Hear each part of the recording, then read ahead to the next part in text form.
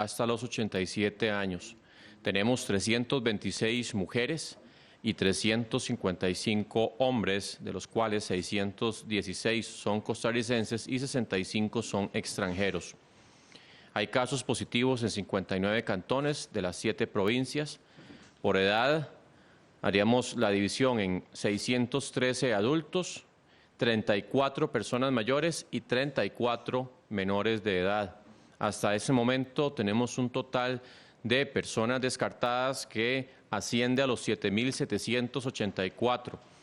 180 personas tenemos registradas como recuperadas, o sea que ya superaron la fase de estar infectantes, con un rango de edad que va desde el año hasta los 86 años, de los cuales 92 son mujeres y 88 son hombres.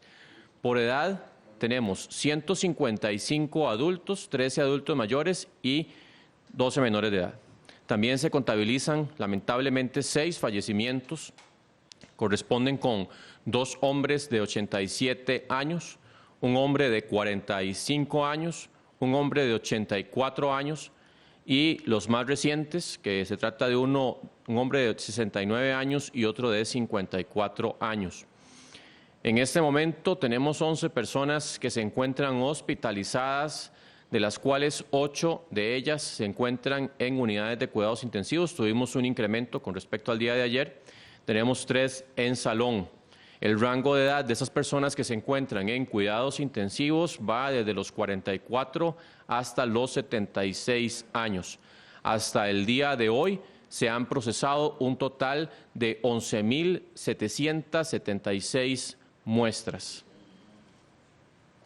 Iniciamos con las consultas. Monumental pregunta, la OPS instó a acelerar y aplicar las pruebas para COVID-19 en las Américas. Ante la solicitud de la OPS, ¿podríamos pensar en salir a cazar a contagiados con pruebas masivas en lugar de esperar que ellos lleguen al sistema? Y en la misma línea CRO y consulta, ante la alta posibilidad que hayan casos asintomáticos, ¿han valorado hacer muestreo aleatorio precisamente en personas sin síntomas?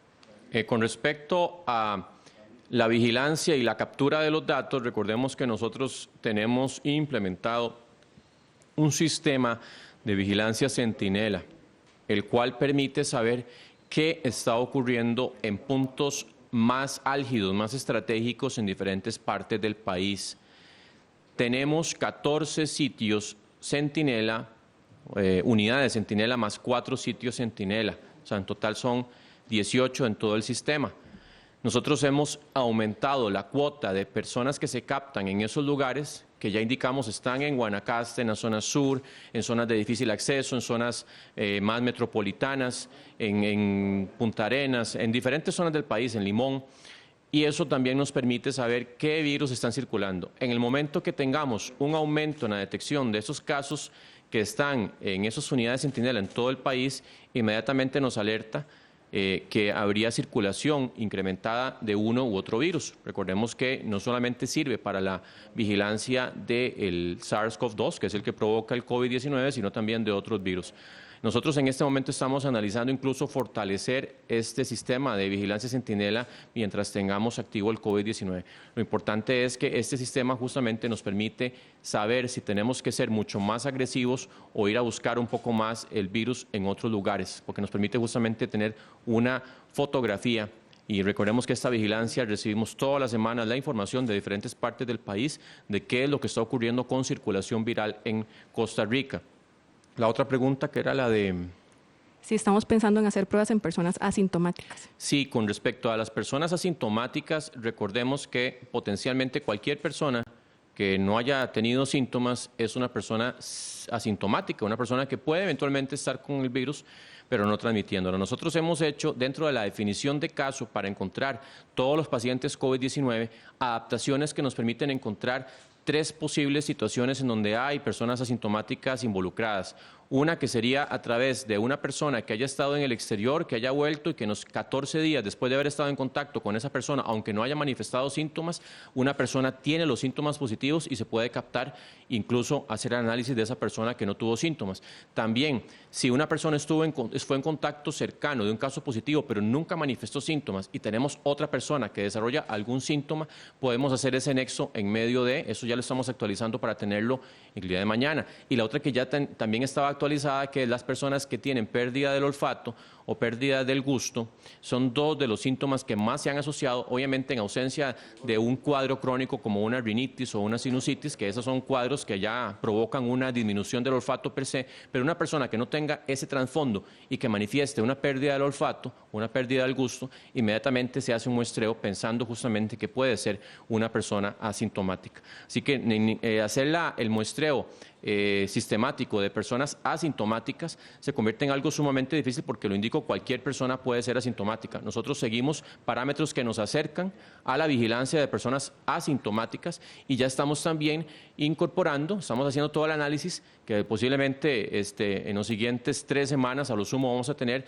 la capacidad de hacer pruebas inmunológicas para ver también cómo está el comportamiento de personas que no han tenido síntomas o que han tenido síntomas muy leves que el sistema eventualmente pudo no haberlos captado porque no manifestaron ninguna síntoma o signo claro de COVID-19, pero que ya fueron expuestos al virus. Esto se hace en diferentes momentos. Se puede hacer en un momento inicial, donde ya tenemos justamente una foto de qué es lo que está ocurriendo en diferentes lugares, no es que se va a hacer con base de toda la población, pero se seleccionan lugares estratégicos y se ve cómo está en ese momento la conversión, o sea, el levantamiento de anticuerpos en personas que no han manifestado síntomas. Después lo haríamos justamente unas semanas, un mes después, y podríamos hacerlo justamente subsecuentemente para ver cómo va evolucionando esa exposición al virus en toda la población.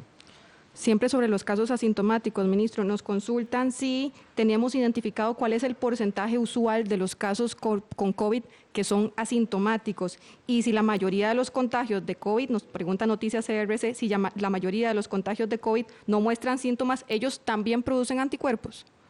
Sí, eso, bueno, en realidad no está todavía en la literatura mundial. El levantamiento de anticuerpos cuando uno se expone al virus es lógico, es normal, eso ocurre ante cualquier virus. No hay ninguna más bien evidencia en contra de esto.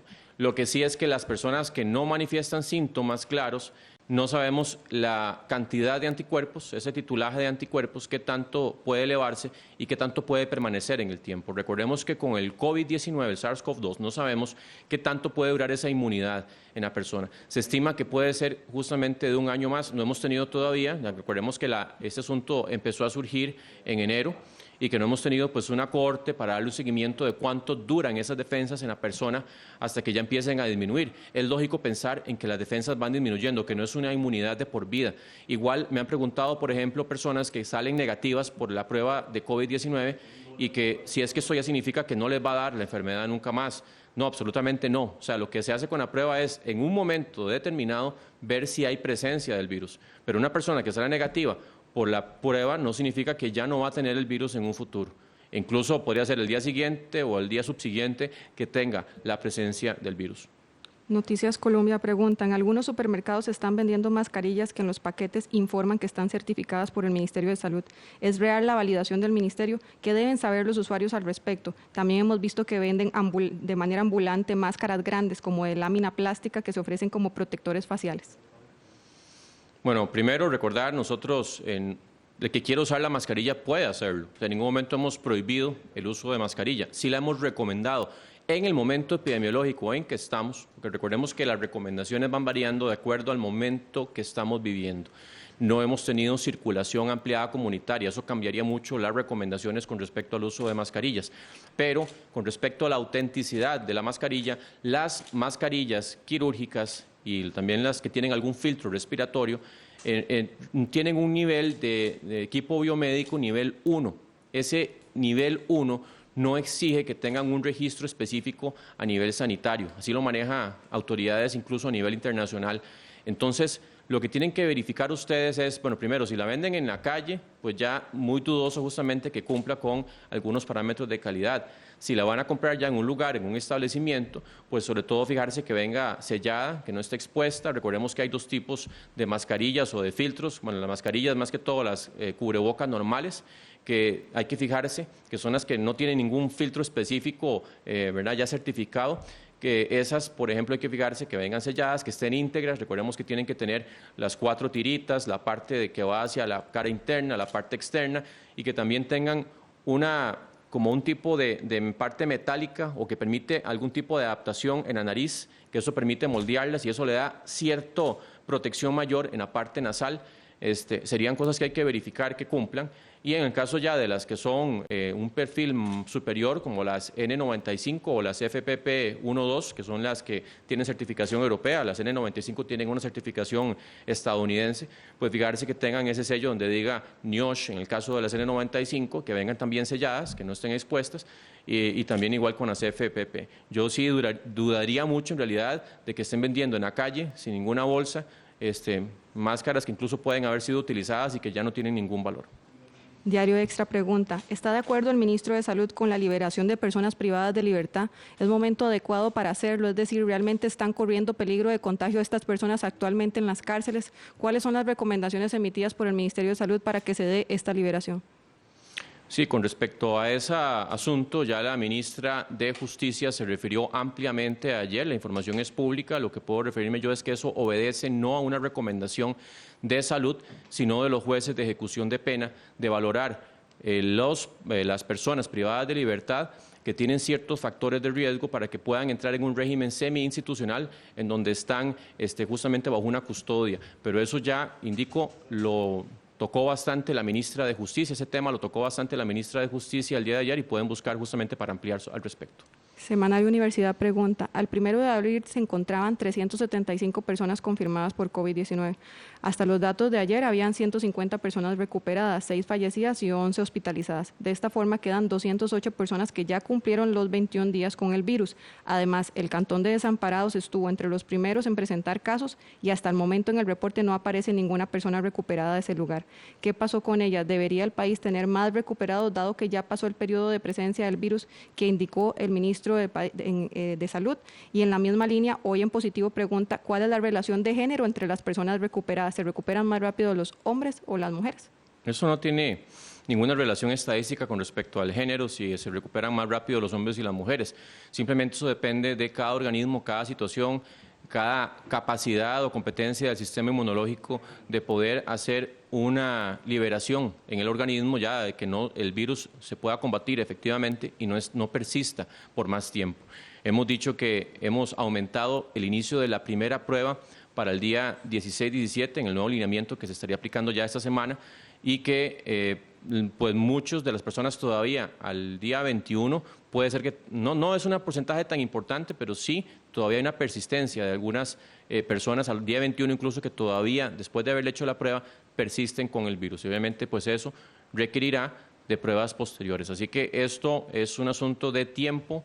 Es muy difícil pensar en que, o más bien imposible casi que pensar que una enfermedad por COVID-19, el virus va a permanecer 2, 3 meses en la persona, simplemente que el tiempo, obviamente, entre más tiempo, más posibilidades de que el virus ya no esté presente en el organismo. AM Prensa pregunta, especialistas a nivel mundial señalan que las pruebas de anticuerpos, también llamadas pruebas de serología, podrían ser una solución para flexibilizar las medidas de confinamiento, pero también hay preocupación de que se obtengan resultados inexactos por su calidad de fábrica. ¿Cuáles pruebas inmunológicas se utilizarían en Costa Rica? ¿A cuáles poblaciones se le estaría aplicando? ¿Cómo podría influir este proceso en las medidas que se tomen al respecto del distanciamiento físico y el regreso gradual a la normalidad?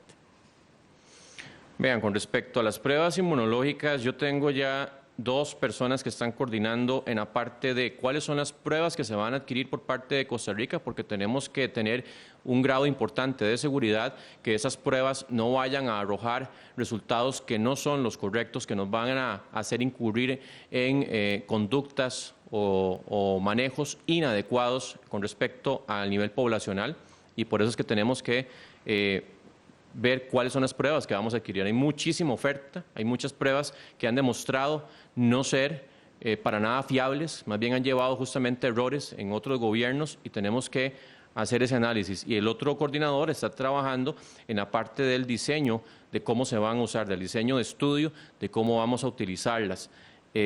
Recordemos que eso, primero vamos a empezar con las poblaciones que pensamos que han tenido una exposición mayor.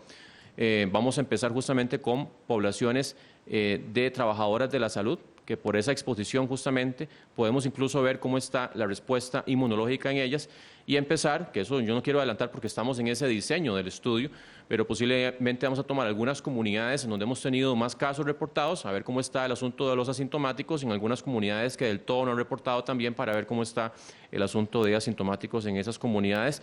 Obviamente también pensamos usarlas en algunos de los programas empresariales, en donde ya habíamos indicado con los médicos de empresa, hacer algún tipo de diseño de estudio para ver el comportamiento de las pruebas inmunológicas. Y con respecto, ya lo he indicado anteriormente, a qué tanto, porque hay pruebas inmunológicas que pueden hacer un titulaje a nivel de cuántos anticuerpos hay o simplemente la presencia de anticuerpos. Y eso también tenemos que analizarlo porque no todas las pruebas podemos aplicar la misma conducta dependiendo de los resultados que obtengamos. Y es parte del diseño de estudio que estamos llevando a cabo en este momento.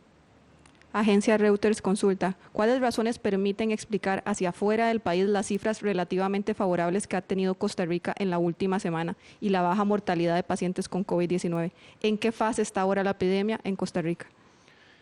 ¿Cuáles han sido las condiciones que han llevado a que en Costa Rica no tengamos un aumento exponencial de casos y un aumento en la cantidad de personas que fallecen por principalmente no tener una capacidad de ingreso a unidades de cuidados intensivos? Hay varias cosas que pueden estar entrando en juego. Yo no dudo y siempre me tomo el tiempo cuando puedo para indicar que la respuesta en general de todas y todos ustedes ha sido satisfactoria. Se han comportado muchísimo, no digo que haya algunas personas que no lo hacen, pero muchos se han comportado a la altura. Han entendido el momento histórico que estamos viviendo, que es un asunto muy delicado, que el tratar de no salir a lugares públicos, a menos de que sea sumamente necesario, se hace sumamente esencial, y el asunto también de la higiene de manos, incluso el cumplimiento de las órdenes sanitarias, de las cuarentenas, que se han cumplido a su cabalidad en la gran mayoría de los casos. Y eso yo de verdad felicito a la población porque primero están demostrando un nivel de entendimiento, de comprensión, de que esto es un tema, un reto país que depende de todos y todas y que en la medida que todos nos unamos y entendamos que esto lo sacamos adelante todos y todas, podemos salir con esa tarea de vencer en la medida de lo posible el reto que tenemos país con el COVID-19 y que lamentablemente otros países no lo han logrado. Las medidas que hemos tomado a nivel gubernamental han sido tomadas bien estudiadas en momentos oportunos, considero yo, y que han permitido también distanciamientos físicos y sociales mayores que han cortado posibles cadenas de transmisión simultáneas que nos hubieran puesto el escenario muy difícil cuesta arriba. Y también pues hay factores que posiblemente desconocemos que pueden también estar jugando en el sentido de la presencia de casos graves o no y del aumento en la transmisión, pero que son factores que tendrán que verse analizados posiblemente en retrospectiva cuando ya hayamos finalizado todo este reto del COVID-19. ¿En qué fase estamos? Yo lo he indicado, ya hemos pasado pues varias semanas, más de un mes de estar desde el primer caso diagnosticado.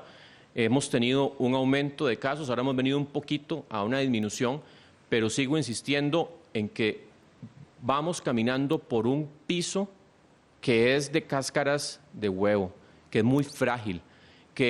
¿Por qué lo indico? Porque recordemos que la mayoría de la población, por el corto tiempo que tenemos de la presencia del virus en nuestro país, la gran mayoría de la población no se ha visto expuesta al virus, no se ha infectado al virus. ¿Qué significa eso? Que podemos tener un aumento de casos porque la gran mayoría de la gente no se ha infectado y pueden haber cadenas de transmisión, personas que se lo transmiten simultáneamente de manera intensa en poco tiempo. Así que por eso es que tenemos que entrar en esa disciplina, en ese compromiso de seguir las medidas, que esto es algo que puede convertirse en un asunto tedioso, pero tenemos que tratar, incluso desde el punto de vista de salud mental, de mentalizarnos a que esto todavía falta bastante y que tenemos que acostumbrarnos a esa nueva forma de vivir ante el COVID-19 y que en algún momento podemos retomar la vida que teníamos antes. Pero esto lo está viviendo todos los países. Estamos teniendo que acostumbrarnos a una dinámica de funcionamiento social, de adecuación personal, que todos tenemos que entrar en esa dinámica. Así que yo insisto, lo hemos venido haciendo bien, Costa Rica está haciendo las cosas bien, pero tenemos que acostumbrarnos a que tenemos que seguir haciendo las cosas bien por mucho tiempo y que vamos a ir retomando muchas actividades en el tiempo justo mientras la curva epidémica no lo permita, mientras ese pico, justamente ese comportamiento de los casos nos permita hacerlo. Costa Rica Noticias pregunta, ¿podría indicarnos cuál fue el resultado de las pruebas hechas a las 106 costarricenses que llegaron ayer al país desde Estados Unidos y República Dominicana? Sí, tuvimos un caso positivo, el cual ya se encuentra con todas las medidas y rastreo de los contactos cercanos para hacer lo correspondiente con las órdenes sanitarias y el seguimiento también que se le está dando a todos los demás, en el sentido que todos están con una cuarentena preventoria de 14 días, viendo a ver si desarrollan en algún momento síntomas y todas las medidas que corresponden. CR pregunta, a casi 50 días de la confirmación del primer caso, ¿se pueden observar algunas tendencias en las curvas de casos por cantón? Por ejemplo, algunos cantones del gran área metropolitana mantienen un crecimiento constante, mientras que la mayoría de los cantones costeros tienen varias semanas sin casos nuevos, a excepción de Garavito. Al respecto, ¿a qué atribuyen esas dos tendencias? ¿Por qué algunos no logran reducir el crecimiento de casos? ¿Cuánto inciden estas tendencias en la flexibilización de las medidas de restricción sanitaria? ¿Ya desaparecieron los clústeres de los cantones en donde la curva se acható? Recordemos que esto, y lo hemos visto incluso en otros países, la posibilidad de tener más casos y que los agrupamientos de casos, que los llamamos también clusters, sean más grandes, depende mucho justamente de la complejidad en el funcionamiento social, de la densidad poblacional y de los perfiles de cada población. Sabemos que en grandes centros urbanos hay mucho más densidad poblacional, de hecho que muchos de los clusters, de los agrupamientos de casos que hemos tenido más grandes se encuentran en el gran área metropolitana. Como ya indicábamos, algunos han sido en call centers, por ejemplo, que son sitios que raramente están fuera del gran área metropolitana y eso pues obviamente hace que se acumulen mucho más rápidamente y que eventualmente haya más transmisiones dentro de las zonas más densamente pobladas. Puroperiodismo.com y Sociable Comunicaciones preguntan, ¿la reconstrucción económica pasa necesariamente por los estudios y las decisiones del Ministerio de Salud? Entendemos que no hay una receta, pero entendiendo que la sociedad tendrá que aprender a vivir de otra manera, ¿cuál es la hoja de ruta que ha trazado el señor Ministro de Salud con sus pares de Economía y Comercio, Trabajo y en general con el equipo económico para ir realizando este proceso? ¿En cuánto tiempo permitirá el Ministerio de Salud que algunas actividades económicas se reinicien? Por ejemplo, aeropuertos, gimnasios, hoteles, sector turismo en general, el sector comercial. Vean, la hoja de ruta pasa por hacer protocolos.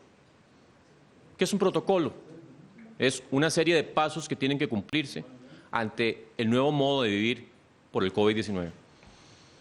Pero esos protocolos tienen que ser cumplidos, tienen que ser ejecutados, tienen que ser sumamente supervisados. Nada hacemos con tener un protocolo sumamente lindo, completo, con todos los componentes para evitar infecciones por COVID-19, si a la hora de ponerlo en práctica no se está ejecutando, no se está supervisando.